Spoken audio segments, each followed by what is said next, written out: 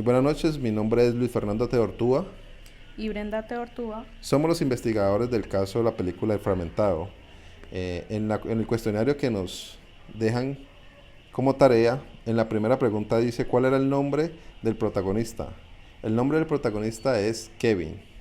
La segunda pregunta dice, ¿cuál era el trastorno mental que padecía el protagonista? Y nosotros investigamos que el trastorno mental que padecía era trastorno de identidad disociativo, antes conocido como trastorno de personalidad múltiple.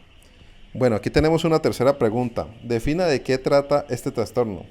El trastorno de identidad disociativo, que en siglas dice TID, supone la presencia de dos o más personalidades que toman el control de la conducta de una persona de forma recurrente, la mayoría de las veces opuestas entre sí.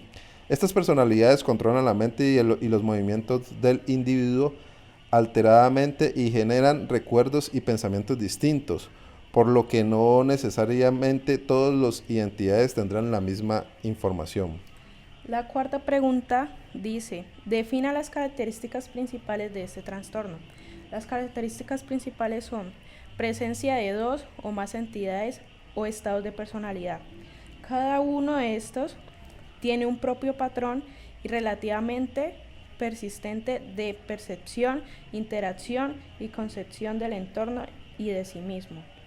La segunda dice, al menos de dos de estas entidades o estados de personalidad controlarían de forma recurrente el comportamiento del individuo.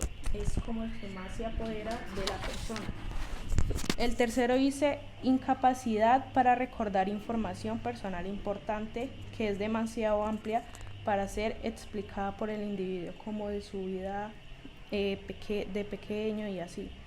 El trastorno no es debido a los efectos fisiológicos directos de una sustancia, por ejemplo, comportamiento automático o caótico por intoxicidad alcohólica. Una enfermedad médica, por ejemplo, crisis parentales, como la vivió él, que desde pequeño siempre le pegaba a la mamá. Ok, muy bien. En este punto 5 o pregunta 5 dice, indique cuál fue la causa probable de la enfermedad mental que padecía el sujeto.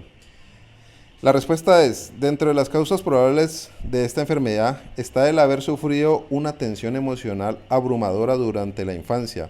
En Estados Unidos, Canadá y Europa, alrededor del 90% de las personas que viven con este trastorno han sido víctimas del maltrato grave, físico, sexual y o emocional, o han sido abandonadas por sus familias durante la infancia. También se puede dar por situaciones que se presentan en el momento del apego. Por ejemplo, si el niño o niña no tuvo un buen apego y existe una predisposición genética, lo más probable es que tenga alteraciones que tengan que ver con su identidad. Muchas veces cuando se experimentan situaciones de expresión durante la niñez, como en el tema de la sexualidad, por ejemplo, la persona es capaz de desarrollar una especie de un nuevo yo que le permita vivir con mayor libertad en este aspecto, lo que no ocurre cuando se está más consciente del verdadero yo. Serían estas perturbaciones las que impedirían un desarrollo normal de la identidad, pues a medida que crecen, los niños deben de aprender a integrar diversos tipos de información y experiencias en una única identidad, y si en este proceso de desarrollo se produce abuso físico y o sexual. Por ejemplo, esta violencia puede tener efectos duraderos sobre la persona y su capacidad para formar una sola identidad, sobre todo cuando los victimarios son sus padres o familiares muy cercanos. Vamos con la siguiente pregunta que dice, ¿por qué Denise y Patricia no podían tomar la luz? Era porque ni Patricia ni Denise tenían derecho a la luz, por suponer un peligro, y el único del grupo de los indeseables que sí tiene el acceso de la luz es el pequeño Hedwig. Aquí también tenemos una pregunta número 7. ¿Qué es la bestia y qué número de personalidad era?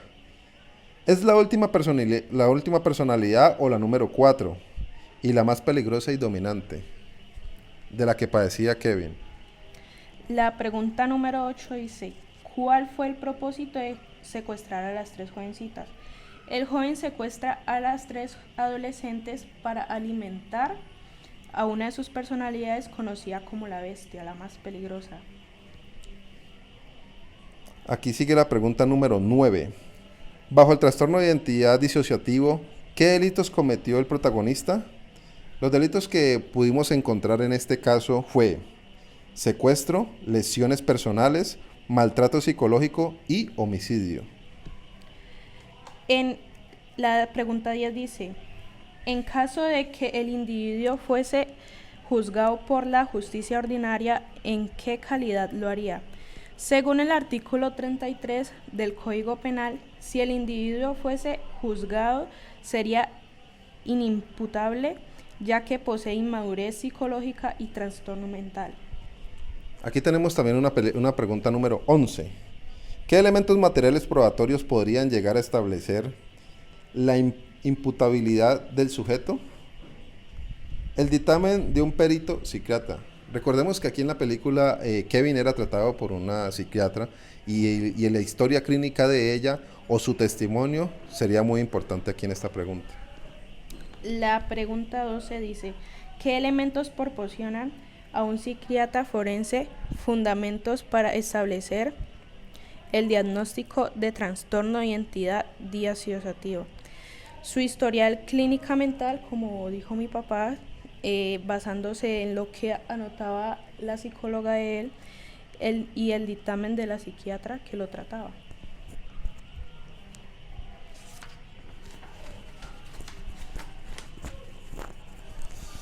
Bueno, seguimos con la pregunta número 13. ¿Cómo podrá contribuir a la investigación la joven que quedó con vida? Bueno, realmente pues ella es la testigo directo en este caso y la joven que quedó con vida puede contribuir a la investigación por medio de su testimonio, sí, como lo decíamos nosotros. El testimonio de ella, por ser una testigo y por ser una protagonista de la escena y de todo lo que vivió, el testimonio de ella es muy importante.